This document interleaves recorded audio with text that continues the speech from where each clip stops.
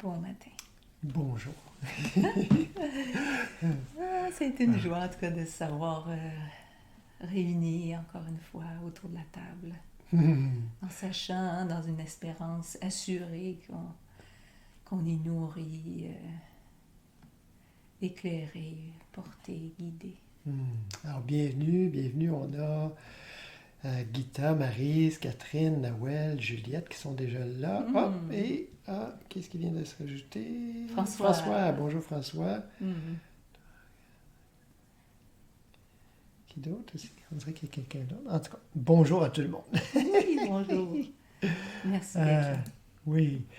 Oui, c'est d'autant plus intéressant de savoir qu'il y a des gens là, en direct comme ça.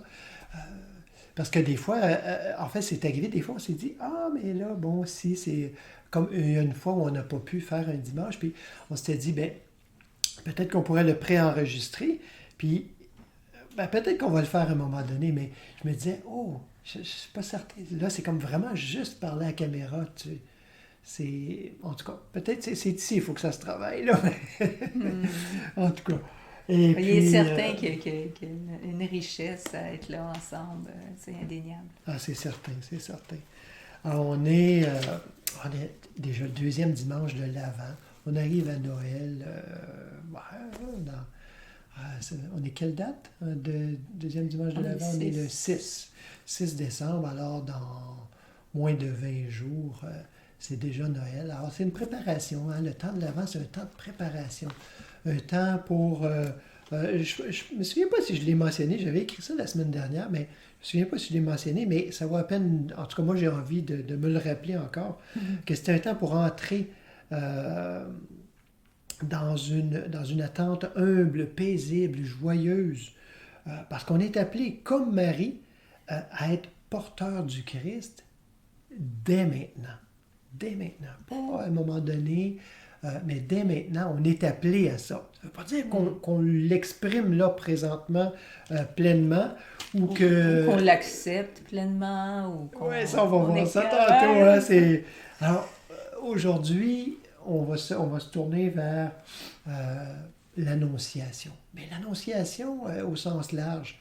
C'est-à-dire que, évidemment, on va parler de l'annonciation à Marie parce que c'est central, en quelque sorte, non pas nécessairement, ou je dirais plutôt pas simplement historiquement, parce on suppose que c'est arrivé historiquement, mais symboliquement, comment c'est fort. Central dans notre expérience aussi. Hein? Oui, mais aussi plein d'autres annonces. Et puis en fait, on pourrait en parler pendant des jours et des jours, et des heures, de toutes sortes d'annonces, parce que ça a eu lieu depuis la nuit des temps, parce que le divin s'annonce lui-même depuis toujours.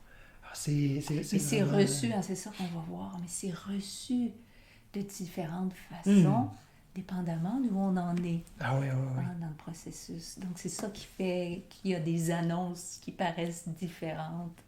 Oui, tout à fait. Et puis, vous allez vous reconnaître, c'est certain, dans une attitude ou une autre, ou dans plusieurs, parce que on n'est pas campé dans une attitude. C'est à certains moments, on a une certaine réceptivité ou non. Un certain état d'esprit, un certain état de conscience.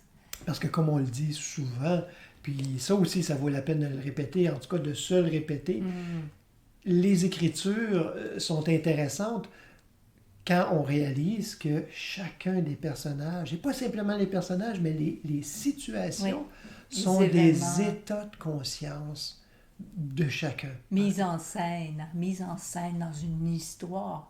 Puis c'est ce qu'on vit aussi humainement, notre état de conscience qui est projeté pour nous dans une histoire, dans une trame, pour qu'on puisse reconnaître ce qui est en notre conscience et faire le travail nécessaire aussi pour que cette histoire évolue. Ben oui, cette histoire sainte, notre histoire sainte. Et n'oublions jamais, parce que peut-être vous vous joignez à nous pour la première fois ou vous n'avez pas entendu ces fois-là, mais c'est important de se rappeler aussi que, pour nous en tout cas, dans notre vision, dans notre façon d'aborder l'Écriture, Dans notre expérience aussi. Évidemment, Bien sûr. Ce n'est pas, on ne considère pas l'Écriture, c'est-à-dire la Bible, comme la parole de Dieu d'un bout à l'autre. Hein. Humblement, c'est certain qu'il y a plein de passages qu'on ne comprend pas encore, mais ce n'est pas Dieu avec son doigt qui est venu écrire. Ce sont des hommes, des femmes, malheureusement trop peu, qui ont mis en images, en paroles, en mots, leur expérience qu'ils ont eue de Dieu. Et dans le Nouveau Testament, l'expérience que certains disciples, et c'est seulement certains, hein, quelques-uns à peine, leur expérience qu'ils ont eue de rencontre avec Yeshua et de communion au Christ comme il l'enseignait. Alors, c'est vraiment... on ne tombe pas dans une simple opinion, là. C'est une expérience. Mais quand même, n'oublions pas que nous avons notre propre expérience à faire aussi. Donc, c'est à partir de là, ce sont des épaules sur lesquelles on peut grimper. Ce sont des expériences qui peuvent être extrêmement inspirantes. Notre expérience pourrait être parfois assez semblable aussi. Hein? Mais n'essayons pas d'être des imitateurs, mais soyons, parce que c'est tout ça aussi, hein, l'avant, c'est se préparer à l'incarnation. Hein? Ceux qui suivent un peu les envois de John Martin, Sarah Jananda, de l'ashram chrétien du Shantivanam en Inde, vous avez vu, hein, il y a un dernier envoi, je ne l'ai pas lu, en fait, presque volontairement. J'ai pas eu beaucoup le temps, mais volontairement, je voulais pas... peut-être qu'il y a des choses que je vais dire qui sont... On est souvent très, très en phase avec je pense que son enseignement, en fait son expérience, je dirais plutôt, est très, très proche de l'expérience qu'on vit aussi, et tout comme l'expérience de Joel Goldsmith dans La Voix infinie. Alors, c'est quelque chose de très connexe. Parent. Et aussi, je voulais vous partager juste quelques petits extraits pour entrer dans la première méditation, de grands maîtres qui, pour ma part, m'inspirent beaucoup. Ce sont les maîtres qu'on dit de la tradition rhénane, c'est-à-dire de la région du Rhin. Hein, c'est en Allemagne, au Moyen Âge, dont Maître Eckhart, particulièrement, Johannes Tauler, et aussi Henri Souzeau, sont des grands mystiques qui ont vécu, non pas simplement parlé, mais vécu cette communion au Christ intérieur, et qui l'ont amené, qui ont osé, il ne faut pas oublier l'époque, et qui ont osé l'exprimer en des termes pour lesquels plein d'autres se sont fait mis à l'index, au moins pire, et mis au bûcher, même pour certains. Alors, et ça a passé proche pour Maître Eckhart. Donc, il a osé. On l'a juste comme oublié, en fait. On s'est dit, on va juste comme le tasser, et c'est revenu par la suite. On a redécouvert ces textes qui sont d'une grande beauté. Pas toujours facile à comprendre, mais pour ma part, ça fait depuis très longtemps que c'est mon compagnon de route depuis plus de 25 ans. Et j'ai appris à le connaître, j'ai appris à l'entendre, à le comprendre. Et c'est comme n'importe quel auteur, j'imagine, on finit par... Mais c'est surtout, je crois, grâce à l'expérience qui s'est développée aussi. Cette expérience du silence. Vous voyez, aujourd'hui, ça n'a pas l'air de ça, là, de ce que je vais vous dire. Mais aujourd'hui, on veut parler de l'annonce du divin qui nous est faite à nous aujourd'hui, et de la paix. Hein. On pourrait dire une annonce de paix. En fait, bien sincèrement, et c'est là que ça n'a pas l'air... c'est pas commencé comme ça, mais bien sincèrement, j'aurais passé l'heure et demie en silence. Parce que c'est la seule façon de recevoir cette annonce. C'est la seule façon de goûter la paix. Mais laissons l'esprit parler. Écoutons l'esprit et on aura quand même des moments de méditation. En silence, évidemment. C'est là aussi la préparation dont on parle. Hein? L'avant qui est une préparation. Alors cet échange qui passe par les mots fait partie de la préparation. C'est comme l'apéritif. Hein? C'est les mets, là, les hors-d'œuvre qui nous préparent au plat de résistance. On sait qu'il va venir, hein, parce que c'est une suite, je dirais presque inévitable. Si on reste à table, le plat de résistance va venir. Mais là, hein, on se prépare, on se réchauffe,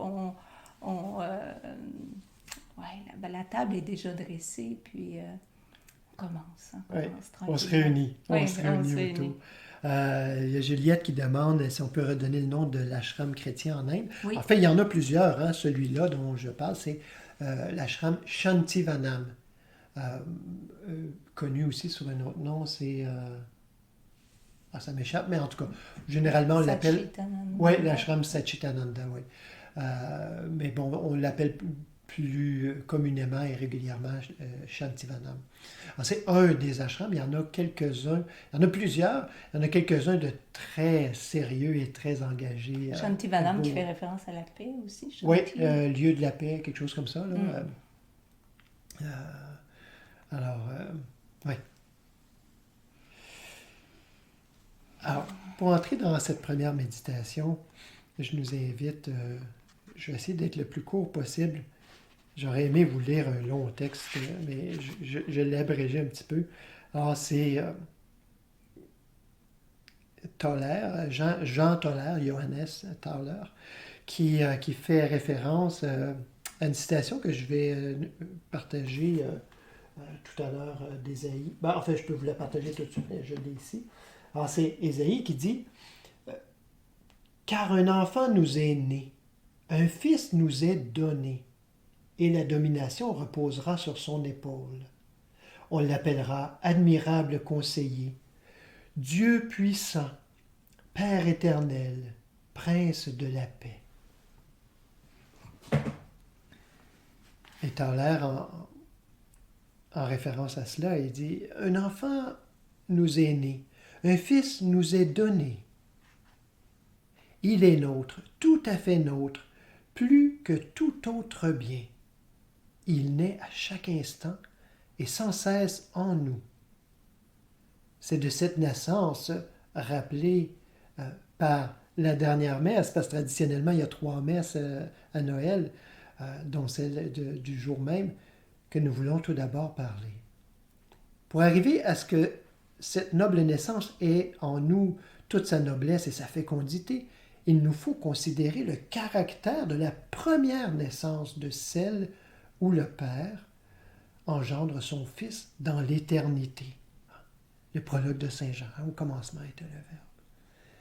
La surabondance de la richesse transcendante de la bonté divine ne permettait pas à Dieu de se tenir enfermé en lui-même. Il devait se répandre et se communiquer. Ce qu'on appelle dans la voie infinie, ce qu'on dit dans la voie infinie, Dieu est conscience individuelle. Il s'exprime en tant que conscience individuelle. Oui.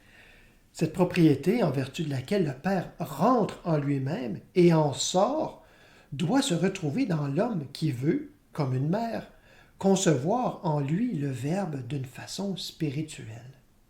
Il doit rentrer complètement en lui-même, puis en sortir. Et Thaler, c'est un peu plus long ici, mais je vais juste le résumer en disant, c'est important de travailler cette concentration, de rentrer, de tout ramasser, toutes nos facultés, hein, les plus grandes comme les plus petites, toutes les ramasser en un seul point, si on veut pénétrer au fond. Tout rapatrier, hein, ça devient comme un laser, hein, qui peut percer. Oui. Il dit, si nous voulons maintenant sortir de nous-mêmes, parce qu'il faut entrer, mais en sortir, bien plus, nous élever en dehors et au-dessus de nous-mêmes, alors nous devons renoncer à tout vouloir, désir et agir propre. Il ne doit rester en nous qu'une simple et pure recherche de Dieu, sans plus aucun désir d'avoir rien qui nous soit propre, et en quelque manière que ce soit, sans aucun désir d'être, de devenir ou d'obtenir quelque chose qui nous soit propre, mais avec la seule volonté d'être à lui, de lui faire place de la façon la plus élevée, la plus intime avec lui, pour qu'il puisse accomplir son œuvre et naître en nous sans que nous y mettions obstacle. Tout ce qu'il doit recevoir doit être pur, net et vide. Un peu plus loin, il dit, c'est pourquoi tu dois te taire. Alors le verbe de cette naissance pourra être prononcé en toi et tu pourras l'entendre. Mais sois bien sûr que si tu veux parler, lui doit se taire. On ne peut mieux servir le Verbe qu'en se taisant et en écoutant. Si donc tu sors complètement de toi-même, Dieu entrera tout entier. Autant tu sors, autant il entre, ni plus ni moins.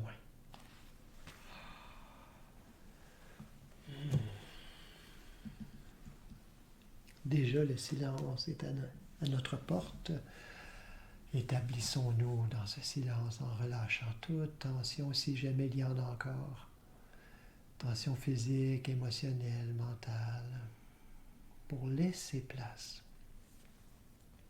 Thaler dit faire le vide. En fait, aujourd'hui, on utilise, en tout cas, j'utilise rarement cette expression parce que, et même, je dis, il ne faut pas faire le vide, il faut être transparence. Parce qu'on dit faire le vide, on demeure avec l'idée d'une forme, d'un contour rigide qui se remplit.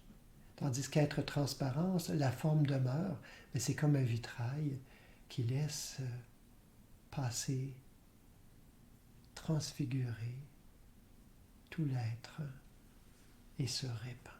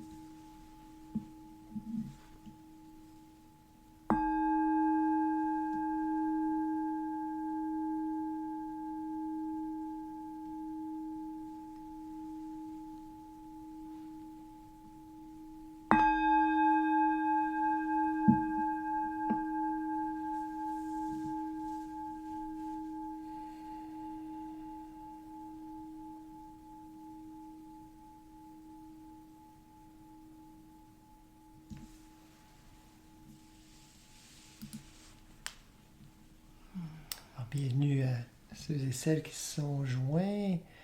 Carole, Guylaine. Ce que tu évoquais tantôt, juste avant la méditation, ça a continué à se déployer un peu. C'est quand tu disais, bon, s'élever, à partir des paroles de Tauler, s'élever au-delà de la forme, au-delà de cette conception de nous comme étant une forme dense. C'est comme limité. C'est comme et séparé. Des murs qui tombent. Hein? Et quand ces murs tombent, ça laisse la place pour le mur du divin. En fait, il ne reste qu'une porte qui peut s'ouvrir. Hein? Le Christ qui dit « Je suis la porte », une porte qui peut s'ouvrir de l'intérieur et laisser s'écouler les splendeurs qui semblaient être emprisonnées parce qu'il y avait cette idée de mur qui était nourrie, entretenue. Alors, juste avant qu'on... en fait, pour introduire ces annonces, on a la parole d'Ésaïe que je vous partageais au tout début. Car un enfant nous est né, un fils nous est donné, et la domination reposera sur son épaule. On l'appellera admirable conseiller, Dieu puissant, Père éternel, Prince de la paix. En fait, toutes ces annonces qu'on va voir ensemble, comme je disais, c'en sont que quelques-unes, sont des promesses, mais plus que des promesses, des annonces de paix possible maintenant.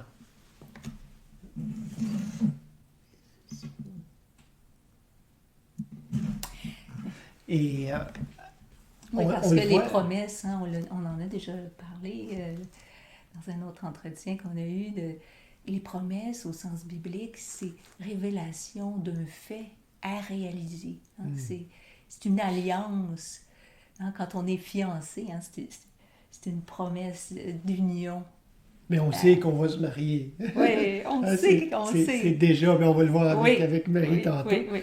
Et alors, on le voit, cette paix, elle est annoncée depuis toujours, depuis le début, le début en tout cas, de toute éternité, je dirais plutôt, parce qu'il n'y a pas vraiment de début, et tout au long de la vie de Yeshua, de cette annonce prophétisée par Ésaïe, je ne sais trop combien de temps avant, mais bien longtemps avant sa naissance, et juste quelques extraits comme ça là, de l'évangile de Jean. Évidemment, à sa naissance, les bergers qui, on va le voir, reçoivent une annonce et qui se font dire que c'est celui qui va apporter la paix. Et dans Jean, Yeshua lui-même, qui éventuellement l'incarne et le proclame, nous le partage et dit « Je vous laisse la paix, je vous donne ma paix ».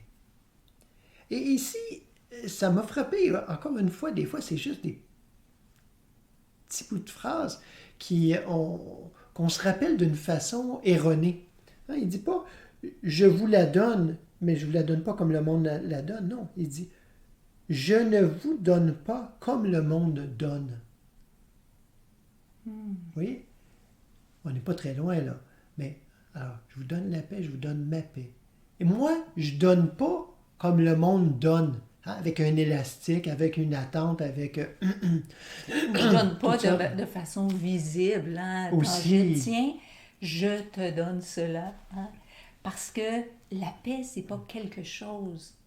C'est une conscience de paix. Un état d'être. Et ça ne se donne pas comme quelque chose d'une personne à une autre.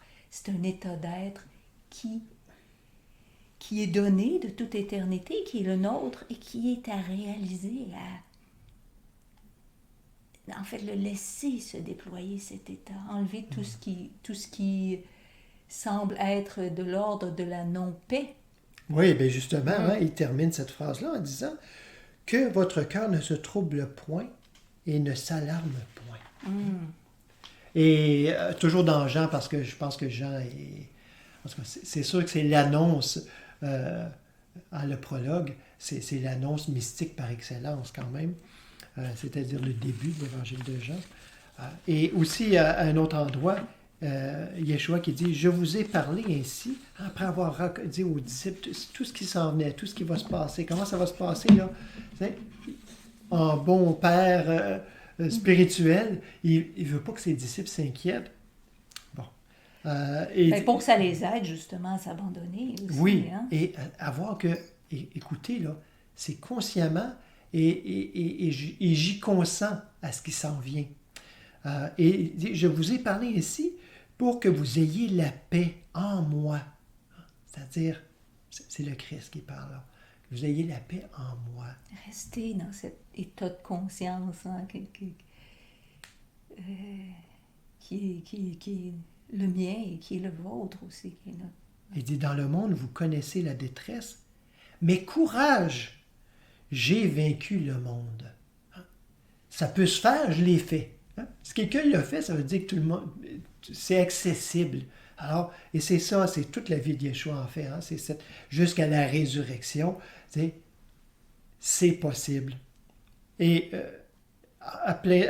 au moins 3 autres endroits, justement après la résurrection, où on dit qu'il apparaît, en fait les disciples le voient, et il leur dit, c'est quoi la première phrase qu'il leur dit? Vous vous en souvenez sûrement? La paix soit avec vous. Il rentre, il ne dit pas « Hey, salut ». Non, il dit « La paix soit avec vous ». Le Christ présent qui confirme « La paix est avec vous ». La paix est vous. J'ai délaissé la forme pour vous amener tranquillement justement de la forme visible, palpable, à l'esprit invisible qui est la paix. La paix, c'est pas moi Jésus en tant que cette forme que vous pouviez toucher. Ça vous donne pas la paix. Vous auriez beau me serrer dans vos bras pendant des heures et des heures, me prendre la main, ça vous donne pas la paix. Alors, du visible à l'invisible, pour les inviter tranquillement à cheminer vers ce qui est la paix. Et qui est la réalité. Quand on parle du visible à l'invisible, on ne parle pas d'un corps, c'est-à-dire d'une forme, parce qu'on va toujours avoir une forme, d'une forme à une buée quelconque, là. À une non-forme. C'est pas ça, là. Faut pas, puis, en tout cas, vous pouvez écouter les autres vidéos, on en parle souvent. C'est vraiment important c'est pas une désincarnation, c'est une incarnation, c'est-à-dire un nouveau à partir d'une expérience. Ça ne veut pas dire qu'on ne s'appuie pas sur une tradition ou sur un enseignement ou sur un enseignant ou une enseignante. Yeshua l'a fait lui-même. Il est parti de cette tradition juive. Il était lui-même rabbin et il a enseigné. Mais il a dit, la loi, donc tous ces enseignements-là qui nous préparaient, qui nous amenaient dans une certaine conformité, dans une certaine direction, à tout le moins, l'enseignement, je suis venue l'accomplir.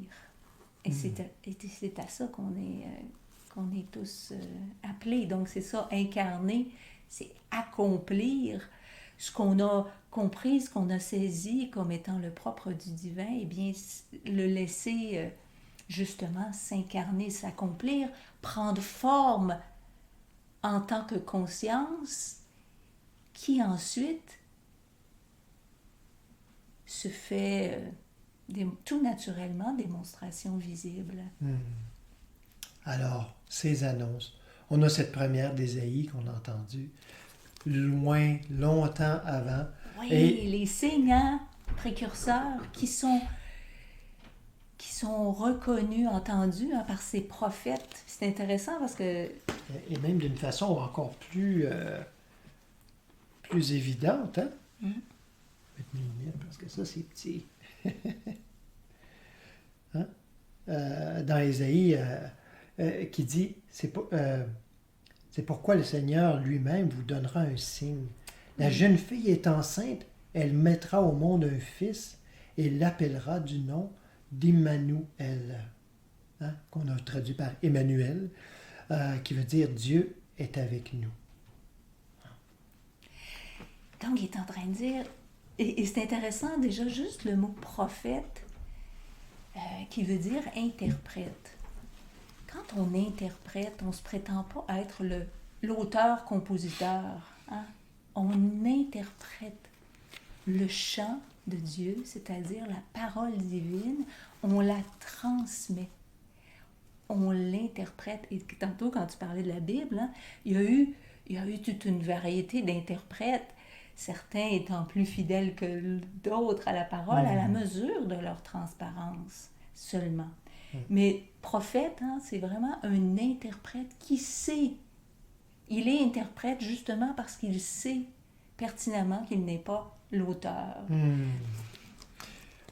Alors, de ces annonces, on vient de voir celle d'Ésaïe longtemps avant, mais aussi probablement longtemps avant, c'est une interprétation. Les mages, les fameux, qu'on appelle les rois mages, en fait, on ne sait pas s'ils sont rois, mais on les appelle les mages venus d'Orient, c'est-à-dire ces sages, probablement zoroastriens,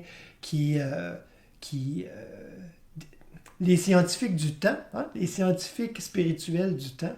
Et, les chercheurs. Oui, hein, et alors probablement depuis longtemps qu'ils avaient sur leur carte astronomique, astrologique, déjà situé cette fameuse étoile qui les guidait, qui les guiderait, et le moment venu qui les a guidés vers, et bon, vous pouvez voir tout le symbolisme, hein, qui les guide vers cette incarnation du divin. Et pas juste au sens astrologique, regarder les étoiles, mais savoir parce qu'on a été touché par des paroles de vérité ou un enseignement qu'on a su reconnaître comme vrai, donc il y avait le discernement, et on sait que c'est écrit dans le ciel.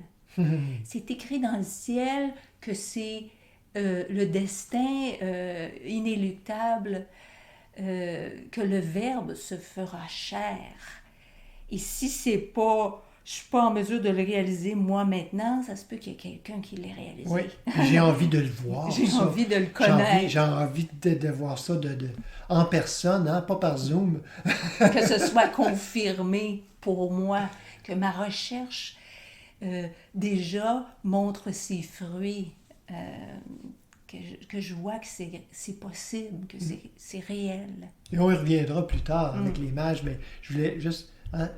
ça, c'en est une annonce. Une annonce qui précède les autres annonces aussi, et qui nous montre aussi, on a parlé beaucoup d'humilité ces derniers temps, qui nous démontre, oui, on va toujours en parler. On s'en parle intérieurement aussi. Qui nous démontre cette humilité aussi, hein, de ces sages, reconnus comme sages, qui viennent s'incliner devant la présence divine incarnée, qui se disent « Wow, j'aspire à ça. » Il n'y a pas de livre plus grand que le Verbe. Pas de plus grand enseignement, pas de plus grand que... Ensuite, on a cette annonce qui est faite à Zacharie. Qui est Zacharie? C'est le père de Jean-Baptiste. Alors, c'est étrange, hein, parce que, en fait, j'ai pas... je me rends compte là que c'est étrange, parce que c'est pas le premier concerné. Hein. On lui annonce que sa femme va être enceinte. Sa femme qui est déjà âgée, qui on dit a passé l'âge probablement dans la cinquantaine, qui a passé Qu'on l'âge... disait stérile aussi. Oui, hein, qui a passé l'âge d'avoir des enfants. Elle va être enceinte. Puis, je vous résume ça un peu, vous pourrez voir dans les Écritures, hein, ça se trouve dans Luc au premier chapitre, versets 5 à 25. Alors, c'est Zacharie qui s'en va, qui est prêtre, et c'est à son tour d'aller faire les offrandes dans le Saint des Saints. Alors, il entre jusqu'au bout, hein? Vous voyez? Ah, Il entre dans le sanctuaire. C'est ça. Hein? Il ferme la porte. Il n'est pas dans le lieu public. Il n'est pas dans là où la foule, temple. La multitude. Où il y a quand même encore beaucoup de gens qui font des offrandes un peu... on est encore au niveau superstitieux, on pourrait dire. Alors, il y a le Saint et le Saint des Saints. Alors, il entre jusqu'au bout. Et là, on va faire l'offrande d'encens. Et à ce moment-là, il y a cette vision de l'ange. Un ange qui lui apparaît, qui dit, ta femme que tu pensais être stérile, ben, elle va avoir un enfant. Ben, comment ça? Mais ça se peut pas, elle est trop vieille et tout ça. Et l'ange, en tout cas, moi, quand je le lis, j'ai l'impression que l'ange est un petit peu fâché. Il se dit, ben, tu me crois pas?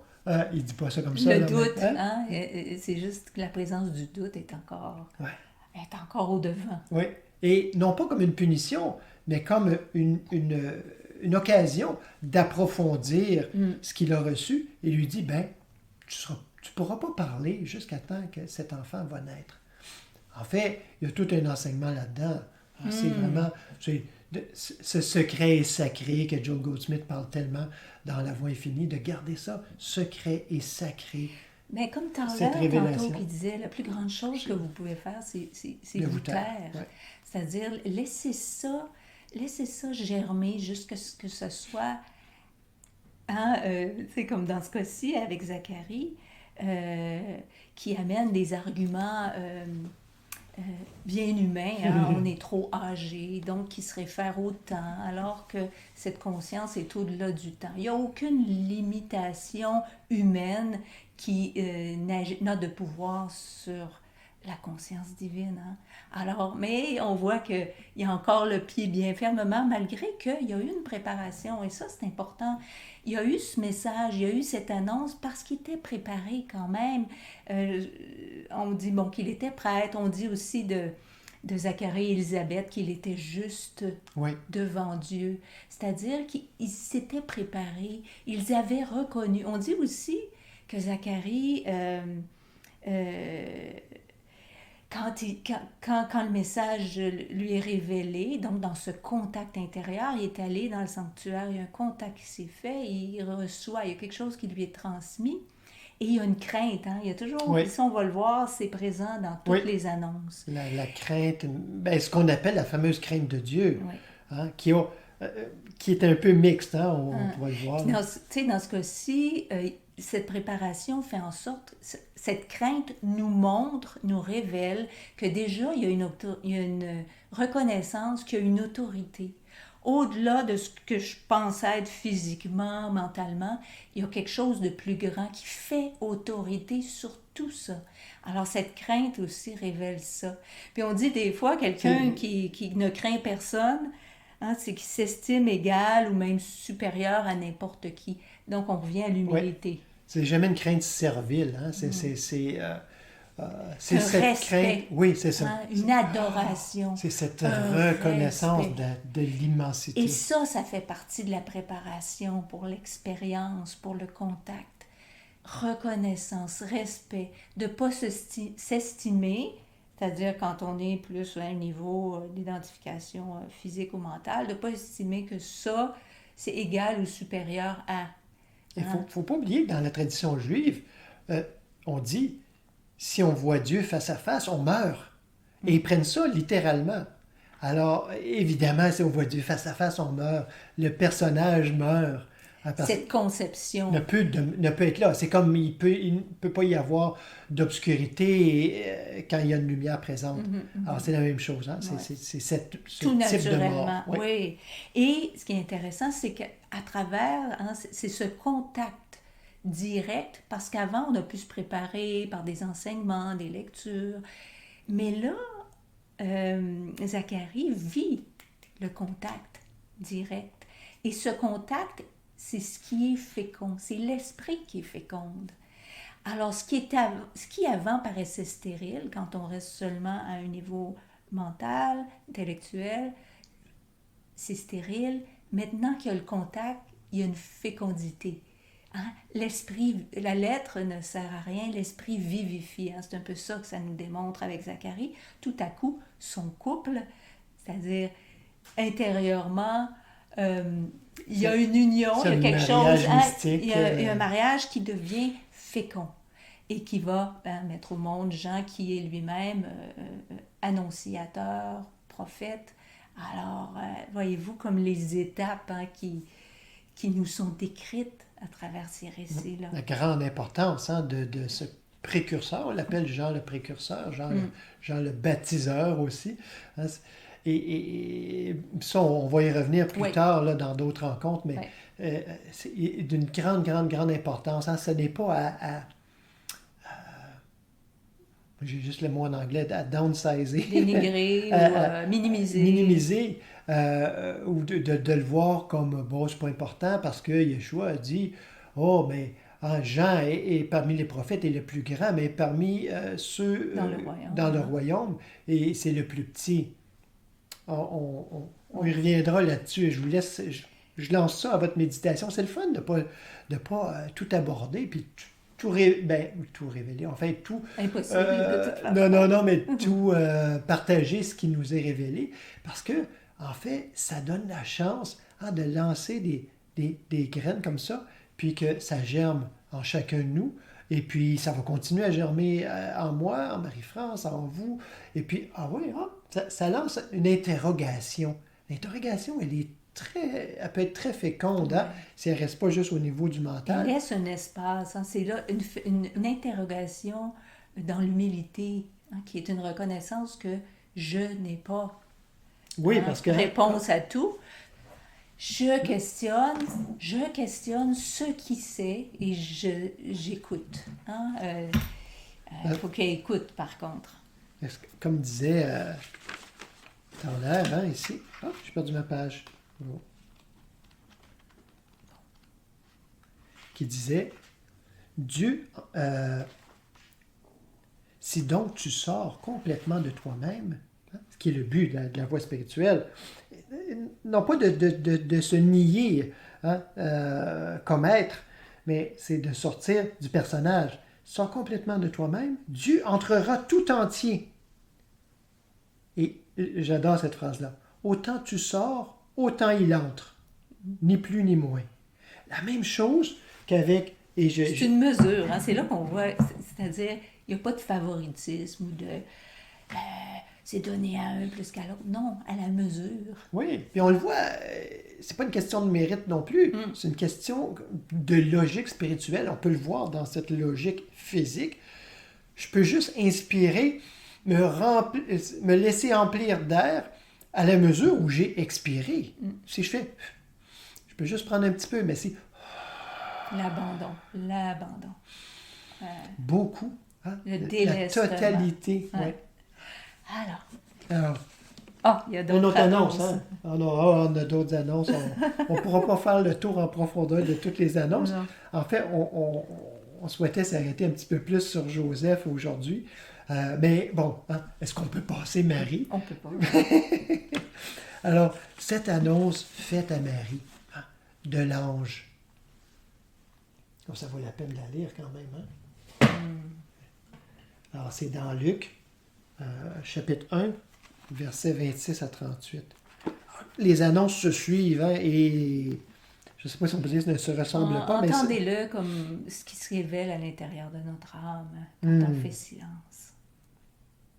Alors, au 6e mois, l'ange Gabriel fut envoyé par Dieu dans une ville de Galilée du nom de Nazareth, chez une vierge fiancée à un homme du nom de Joseph, de la maison de David. Le nom de la vierge était Marie. Il entra chez elle et dit, « Réjouis-toi, toi qui es comblée par la grâce, le Seigneur est avec toi. » Très troublée par cette parole, elle se demandait ce que pouvait bien signifier une telle salutation. L'ange lui dit, « N'aie pas peur, Marie, car tu as trouvé grâce auprès de Dieu. Tu vas être enceinte. Tu mettras au monde un fils et tu l'appelleras du nom de Yeshua. Il sera grand, il sera appelé fils du Très-Haut, et le Seigneur Dieu lui donnera le trône de David son père. Il régnera pour toujours sur la maison de Jacob, son règne n'aura pas de fin. » Marie dit à l'ange, « Comment cela se produira-t-il, puisque je n'ai pas de relation avec un homme? » L'ange lui répondit, « L'Esprit Saint viendra sur toi, et la puissance du Très-Haut te couvrira de son ombre. C'est pourquoi l'enfant qui naîtra sera saint. Il sera appelé Fils de Dieu. »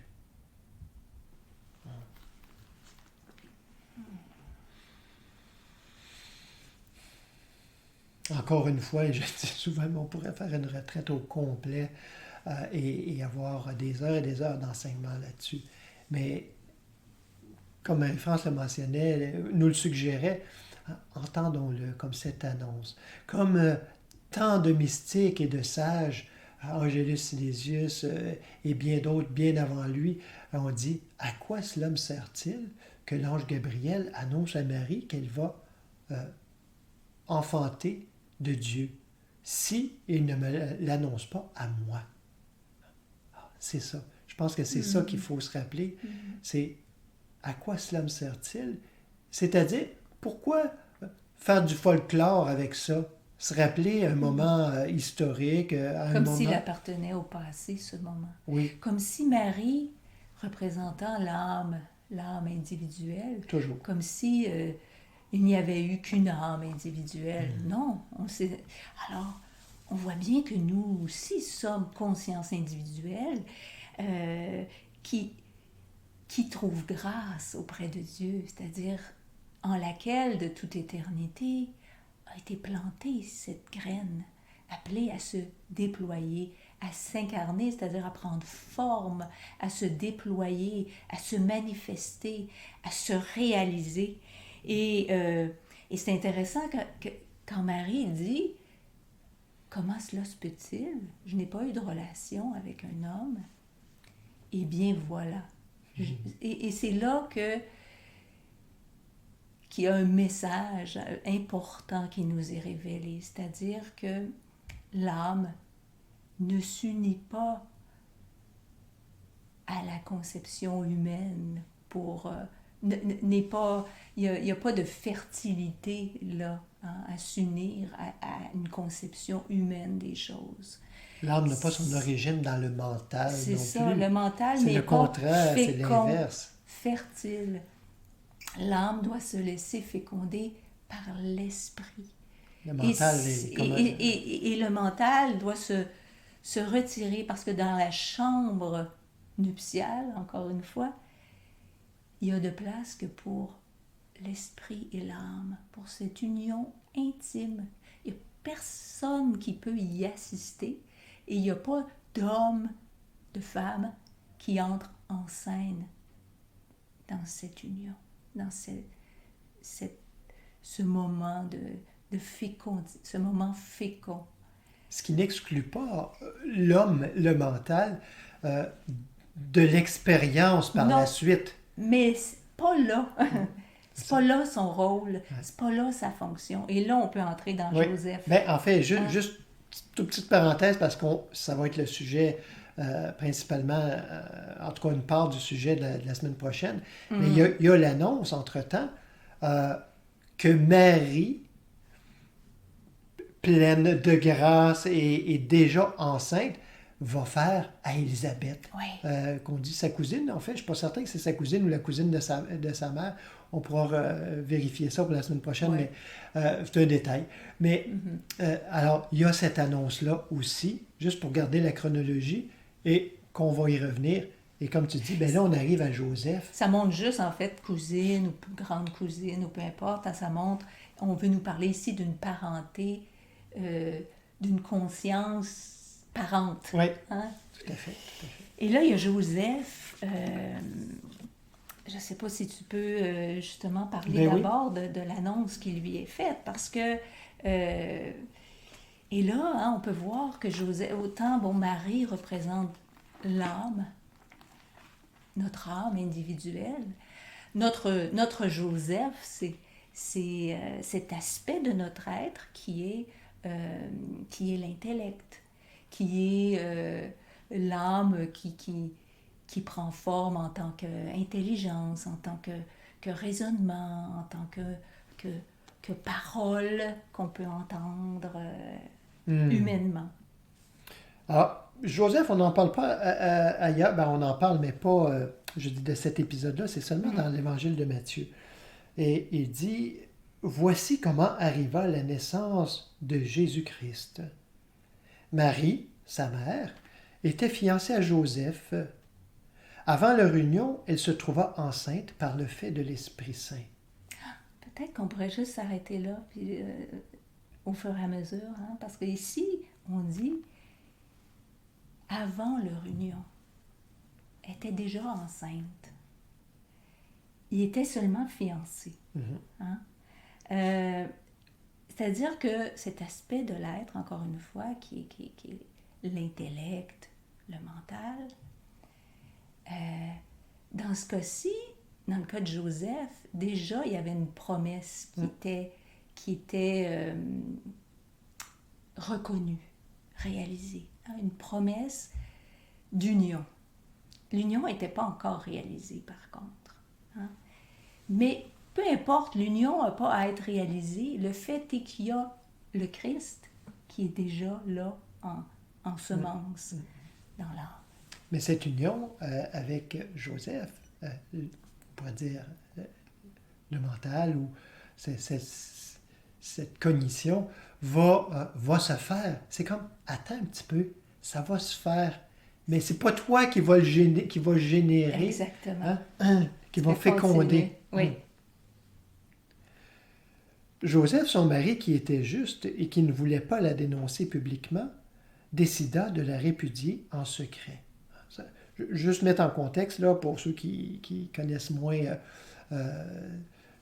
la loi juive. Alors, c'est que, en fait, c'est passible de lapidation, c'est-à-dire la femme qui a des relations avec un autre homme avant son union, c'est-à-dire, bon, comme Marie, pendant les fiançailles, comme ça, mais avec un autre, elle est passible d'être lapidée, c'est-à-dire tuée à coups de roche. Hein?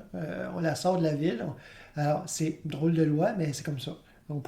C'est sûr qu'on pourrait y voir une interprétation spirituelle, mais dont on n'entrera pas là-dedans aujourd'hui. Alors, il décide de la répudier en secret, c'est-à-dire, je ne vais pas mettre ça public, alors on va sauver à la fois son honneur et sa vie. Comme il y pensait, l'ange du Seigneur lui apparut en rêve et dit, « Joseph, fils de David, n'aie pas peur de prendre chez toi Marie, ta femme, car l'enfant qu'elle a conçu vient de l'Esprit Saint. Elle mettra au monde un fils et tu l'appelleras du nom de Yeshua, car c'est lui qui sauvera son peuple de ses péchés. » Tout cela arriva afin que s'accomplisse ce que le Seigneur avait dit par l'entremise du prophète. La Vierge sera enceinte, elle mettra au monde un fils et on l'appellera du nom d'Emmanuel, ce qui se traduit Dieu avec nous. À son réveil, Joseph fit ce que l'ange du Seigneur lui avait ordonné et il prit sa femme chez lui. Mais il n'eut pas de relation avec elle jusqu'à ce qu'elle eût mis au monde un fils qu'il appela du nom de Yeshua. Et là, hein, on peut traduire ça en des termes qui nous sont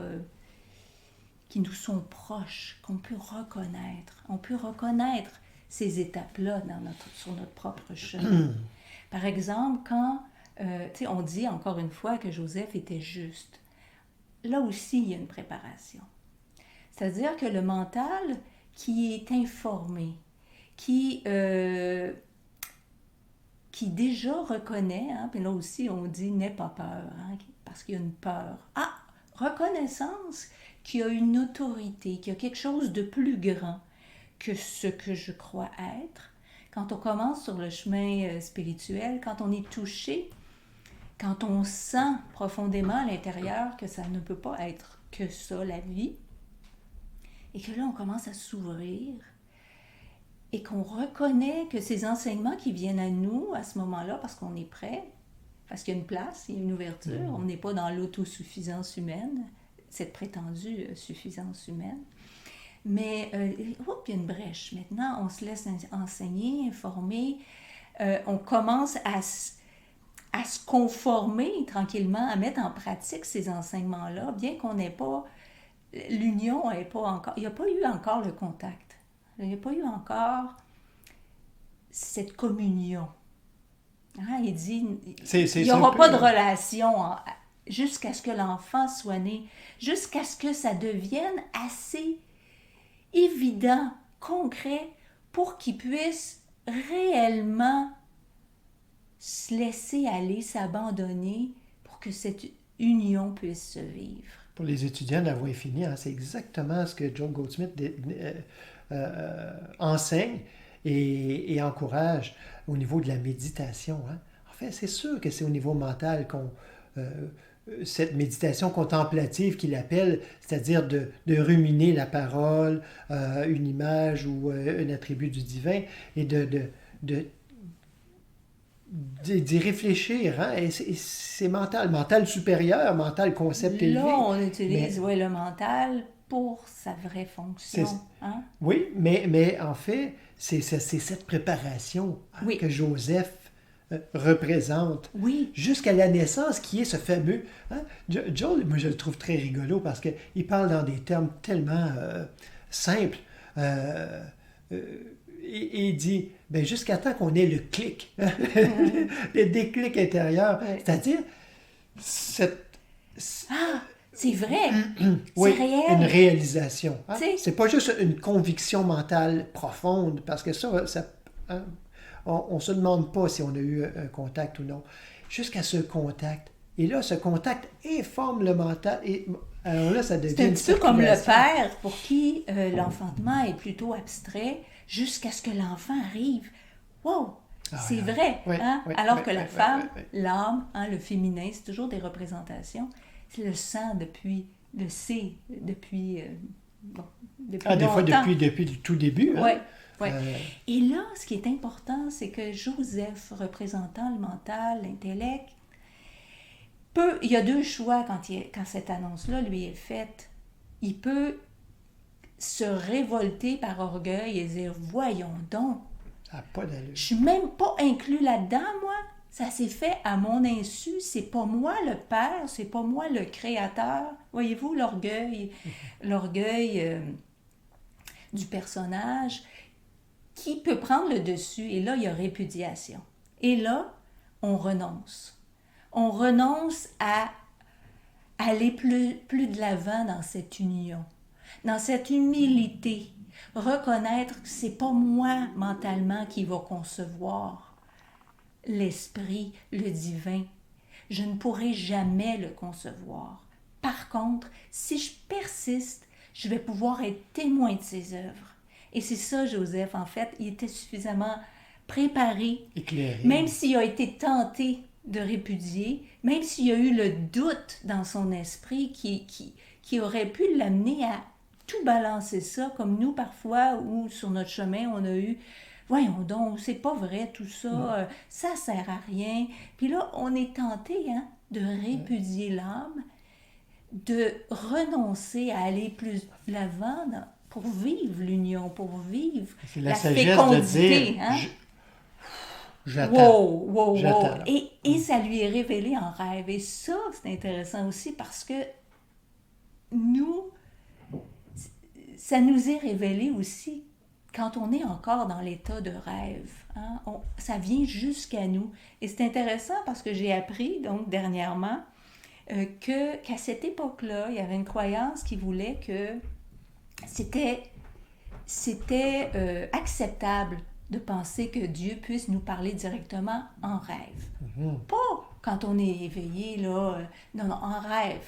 Fait que dans le fond, pour le mental, c'est acceptable que ça arrive comme ça de façon un petit peu indirecte, quand on n'est pas pleinement conscient et éveillé, comme dans un entre-deux, mais suffisamment clair en tout cas pour que ça remue, puis que ça fasse en sorte qu'il y ait une confiance qui soit renouvelée, puis qu'on continue. Et que là, Joseph, dans le fond, sa part, sa contribution, c'est de faire en sorte de donner à l'âme toutes les conditions favorables pour que l'enfant continue de grandir. Alors, ne pas faire obstacle, protéger, être là, donner la protection, entre guillemets, c'est-à-dire comme un peu le gardien ou le protecteur. Dans le monde. Dans le monde, je ne fais pas entrer n'importe quoi, n'importe qui. Je préserve cet utérus, en fait, cet espace où le Christ est en train de prendre forme. Parce que le mental se situe, on pourrait dire, en quelque sorte, un peu à cheval. Hein? C'est-à-dire, s'il se laisse disponible, il est une voie d'expression du divin, mais il est aussi actif, proactif dans le monde. Donc, et s'il est éclairé, il peut protéger de ce monde, c'est-à-dire de ses illusions. Donc, de un peu... suggestions. un peu il est à la frange. À la frange. Et il ne l'a connue pas jusqu'à ce qu'elle ait enfanté.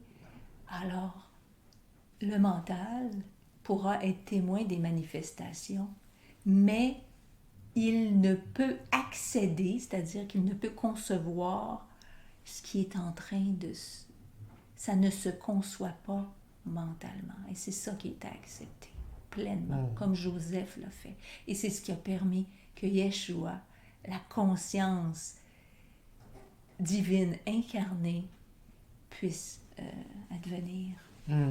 Alors, tout plein de petites graines prêtes à germer ou déjà quasiment germées. Alors, qui est semée dans nos terres de conscience pour continuer à faire le chemin, ce chemin de l'avant. Pour nous encourager, nous raffermir aussi dans cette... de laisser cette conception, de laisser grandir cette promesse qui devient inévitablement fait accompli. On appelle, quand je fais l'annonce de ces rencontres, je dis venez pour la méditation. Peut-être qu'il y en a qui sont un petit peu déçus. Des fois, ils disent il me semble qu'on ne médite pas tant que ça. Ils appellent ça une méditation. C'est qu'en fait, une méditation, toutes ces paroles-là, si vous les accueillez seulement au niveau mental, deviennent des renseignements, des informations. Mais si on les accueille au niveau du cœur, si on les accueille au niveau du cœur, elles vont fructifier. Et c'est là que c'est une méditation. Ces paroles-là sont une méditation, une préparation, un échauffement au moment de silence, comme on va faire là, justement notre second moment de silence pour terminer cette rencontre. Avant de se rencontrer, pour ceux qui sont disponibles après, pour échanger. Alors, c'est un chant. Om Mariam Anandane Namaha Jaya Jaya Devi Mata. Alors, c'est... est-ce que j'ai oublié? Jaya Jaya Devi Mata Om, c'est ça. Et... Alors, c'est justement un chant qui vient de l'ashram de Shantivanam en Inde, où ils font des chants à demi en sanskrit, ou des fois, parfois... le divin a de la suite dans les idées. Hein? Oui. Celui-là est pratiquement en sanskrit. C'est quasiment cette salutation de l'ange à Marie, ou ce qu'on appelle « Je vous salue Marie cette prière connue chez les catholiques surtout. Alors, c'est... Om Mariam. Om, c'est le divin, au-delà de toute compréhension, de toute forme. C'est le divin, on dit quasiment vibration pour dire au-delà de la compréhension. C'est le Père. Hein? Mariam. Alors, on commence par Om. se syntoniser source, à la ouais. source. Et Mariam, c'est Marie. Anandane, Ananda, c'est la félicité. Hein? On pourrait dire la grâce. Tu sais, Anandane, Namaha. Namaha, c'est à la fois pas moi. Hein? Namaha, non, pas moi. Alors, c'est-à-dire, je m'efface, je laisse la place. Alors, celle qui a laissé la place, celle, Anandane, pleine de grâce, qui a su laisser la place, ou comme une dévotion aussi à cette représentation de l'âme que nous sommes. Namaha veut aussi dire s'incliner, hein, c'est-à-dire, encore une fois, laisser la place. Hein, c'est toujours dans le même sens. Om Mariam Anandane Namaha, Jaya Jaya Devi Mata. Jaya, c'est victoire. Victoire, dans la tradition orthodoxe, hein, on n'hésite pas à qualifier Marie de mère divine. Alors, c'est non pas le divin. On ne vient pas dire que, si on reprend notre symbolique, de dire je suis Dieu. Ah non, mais Dieu est je, par contre. Dieu est mon âme. Oui. Alors, Jaya Jaya Devi Mata, victoire, victoire à Marie, à la Mère divine, à notre âme qui porte le divin, que le divin forme à chaque instant. Jaya Jaya Devi Mata Oma, Mère. Mère de Dieu. Et c'est intéressant, tu parles de salutation à Marie. C'est intéressant, en tout cas, ça m'a frappé en penchant sur l'écriture. Salutation, salut. Quand on dit salut, ça fait référence aussi à ceux qui sauvent. Hein? À l'éveil. Le salut, sortir de tout ce qui nous a mis en esclavage. Hein? Le salut, salutation, hein? Reconnaître que le salut est en toi. Tu es pleine de grâce. Alors, c'est notre namasté français. Oui. Salut! Quand on salue quelqu'un, ayons ça en conscience, qu'on reconnaît que l'autre, que moi, que l'autre, avons ce salut au cœur de nous-mêmes. Sauvé lui-même.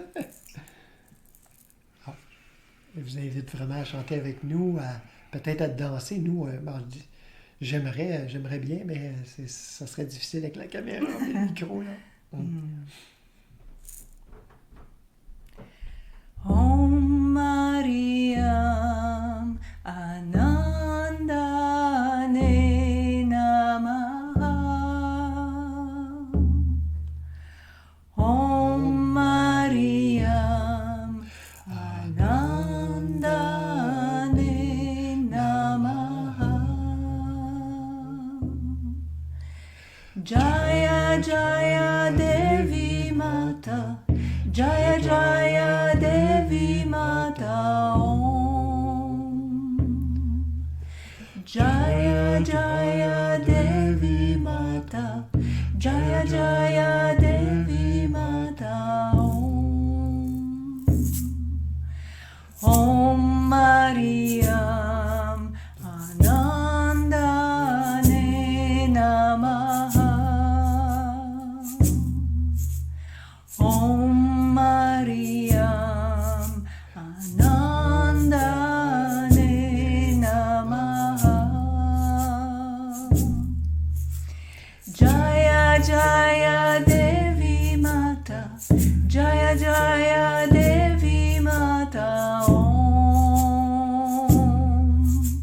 Jaya Jaya Devi Mata, Jaya Jaya Devi Mata Om. Om Mariam Anandane Namaha. Om Mariam Anandane Namaha. Jaya Jaya Devi Mata, Jaya Jaya Devi Mata Om. Jaya Jaya Devi Mata, Jaya Jaya Devi Mata Om. Om Mariam Anandane Namaha.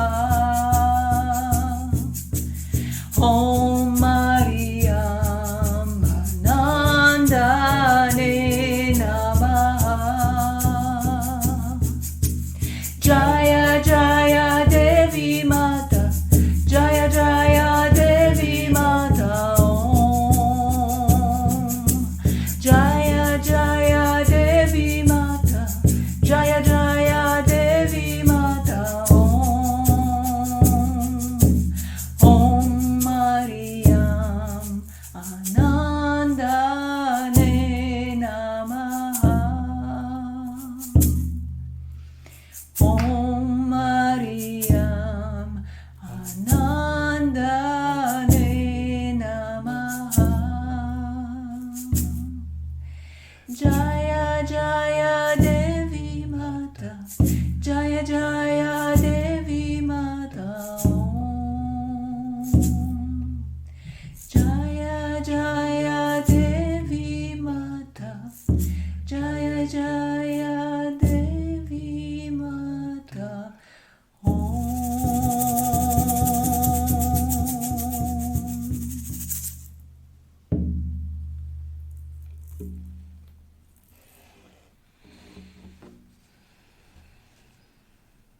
Entrons dans le silence de l'être pour laisser place, être transparence, laisser le Père, le Christ, peu importe comment on l'appelle, l'Esprit, cette présence, nous traverser. Parce que c'est cette présence qui nous anime, que nous sommes. Et laissons-la nous remplir jusqu'au ras-bord et déborder, se répandre.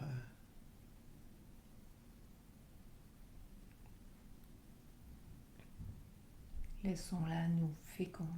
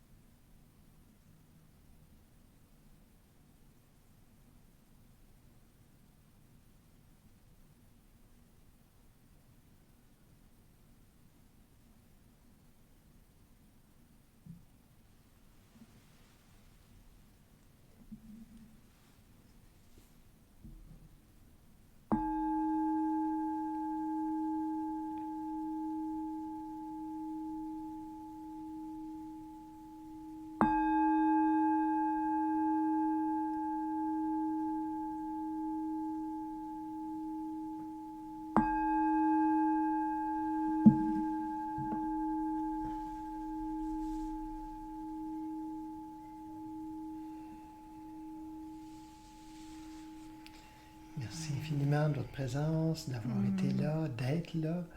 Et merci aussi pour tous ceux et celles qui contribuent par leurs offrandes. Si vous souhaitez le faire, vous avez le bouton vert au bas de votre écran. Sinon, vous pouvez toujours aller... En fait, ça vous amène sur notre site Internet où il y a un onglet où vous pouvez le faire. Et on a aussi des méditations quotidiennes.